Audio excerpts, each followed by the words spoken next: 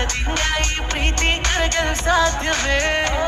ಹೆಚ್ಚೆ ವಿನಾಶವಿಗೂಡಿದು ಇವರಿ ಪ್ರೀತಿಯ ಪರಮಾನ ಪ್ರೀತಿಯ ಜಮಾನ राह में उनसे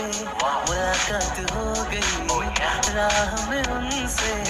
मुलाकात हो गई जिसे डरते थे